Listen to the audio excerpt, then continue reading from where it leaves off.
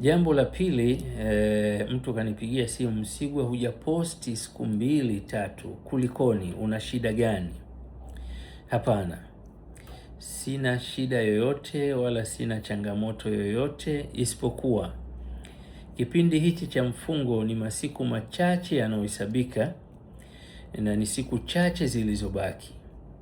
Kwa hiyo tunajaribu kukabiliana nazo ipasavyo ili zisizitumie sisi nasi tuzitumie siku zilizobaki.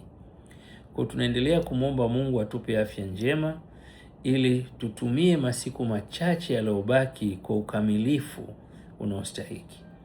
Kwa hiyo ukitumia muda wa masiku machache yaliyobaki, maana yake utakosa nafasi ya kufanya yako kwa kiwango cha kutosha.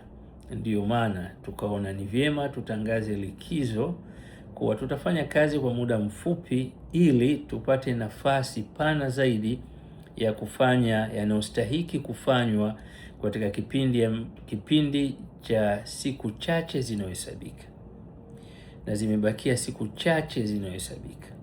Kwa hiyo sina shida yoyote, shida ni hiyo. Nipo kwenye harakati hiyo na ikamilisha. Baada ya kukamilisha mfungo, tutaendelea na taratibu yetu ya chai na kadhalika, na yanayostahiki kufanywa kwa kasi mpya na spidi kubwa zaidi. Nikaona ni vyema nilisema hili ili niwaondolee hofu. Lakini nitafanya ziara kama hali itakuwa rafiki. Mafuta yameanza kupanda kwa sababu wakubwa duniani wako kwenye mvutano mkubwa sana, wanapigana sana.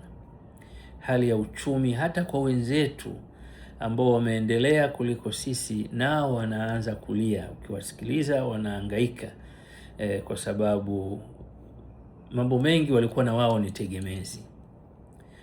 Sasa sisi wa Afrika tutalia zaidi kwa sababu sishangagi elimu za Afrika, ila sisi tumekopi program za wenzetu na wamefanya makusudi ili waendelee kutunyonya na kuwa watumwa wao kwa endelevu kwa mfumo mwingine. Ukisoma kitabu cha kijana wa Kizanzibari mwenye asili ya Omani, anasema kwa heri uhuru, kwa heri ukoloni.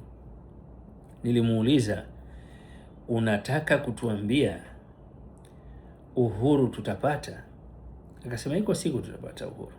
Sasa ukitizama Afrika, ukitizama viongozi wa Afrika, nilikuwa na ziara maalum ya kwenda Omani kumuuliza ni uhuru gani unadhani sisi tutapata katika miaka 60 ya uhuru ambao bado hatujapata. Lakini bahati mbaya ndio hicho kinachoonekana huko, lakini nimeahidi kwenda kukutana na mtunzi huyu kumuuliza swali hilo.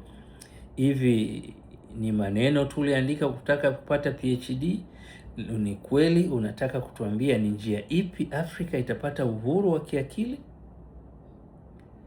Anaweza akanijibu vizuri kwa sababu yeye ndio alifanya research na kuandika hayo ambayo aliyoandika. Mimi nimeyasoma na nimenunua kitabu hicho. Ukisoma na lugha aliyosafiri nayo, anasema kwa heri uhuru, kwa heri.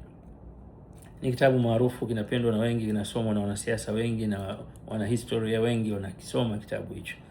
Kwa hiyo ni lazima wa Afrika tupate uhuru wa kiakili. Tukipata uhuru wa kiakili,